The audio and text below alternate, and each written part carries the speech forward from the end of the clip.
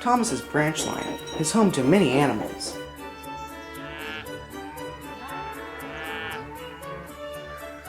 Sometimes these animals can wander onto the tracks, which can cause a considerable amount of delay. One day, Thomas was puffing along the line. He saw Percy stop further up ahead. A fence was broken, and some cows had escaped and wandered across his line. Percy, you know the Fat Controller relies on us, don't you? Yes, Thomas, of course. How do you expect me to keep my branch line to time with you resting? I'm not resting, it's the cows. That's no excuse. Be a sensible engine and try to keep to time.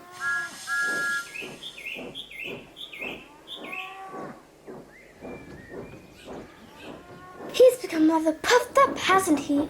Indeed, his branch line has gotten to his smokebox. Thomas had become conceited. He arrogantly puffed down the line. Who does Percy think he is, always coming up with excuses? Thomas was too busy thinking about Percy that he lost all concentration and crashed into the back of Mavis' stone train.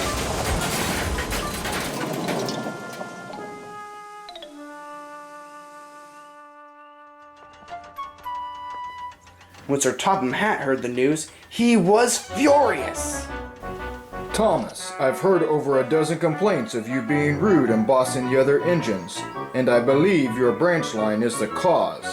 Am I right? Yes, sir. In that case, I'm relieving you of your branch line obligations. You will work in the yard till I can trust you again. But sir, who will look after the branch line? Percy will look after it, for I've also heard you've been treating him quite poorly as of late. Thomas seethed with anger. Percy caused my accident, he thought. Why should he get my branch line? After Thomas returned from the works, he was very bitter as he worked in the yard. He muttered and complained and bumped the trucks harder than usual. Thomas's attitude was spreading a bad atmosphere in the yard, and Toby had become fed up. Thomas, your attitude is rotten. It's not fair. Percy caused my accident, and now he gets to gallivant off on my branch line just because he was lazy? Some cows were on the line. You know as well as I do that cows can be silly things that won't do as they're told.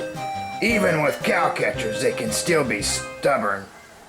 Well, you can't blame problems on cows. Thomas, you're being hypocritical. Hippo-wobble? Hypocritical. It means to say one thing but do another. What do you mean? You say you can't blame your problems on cows. Though you blamed a cow for making you late when you were delivering Sir Topham Hatt's mother to Kirk Ronan. Thomas felt ashamed. He knew Toby was right. I'm sorry, Toby. I've letting my branch line get to my smoke box. That's all right, but I believe there's another engine that needs your apology. Thomas knew Toby was right again. Later, Thomas was delivering a train of coal to his branch line. He hoped to see Percy.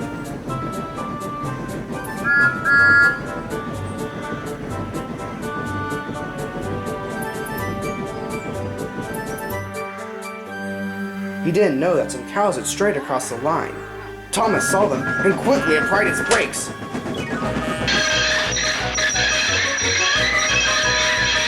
Just in time. We shan't get any further. Not until these cows have moved. Thomas's crew went for the farmer. As they did, Percy puffed past. Come along, Thomas. This is no time for a rest. You need to keep on moving. Thomas was embarrassed. At last, the line was clear. Come along, Thomas. Let's try and make up for lost time.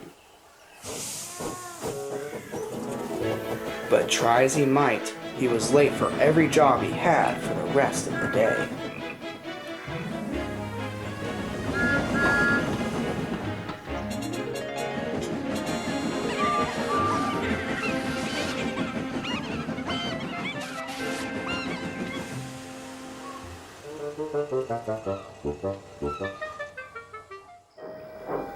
It was very late by the time Thomas made it back to the shed. Percy was already there.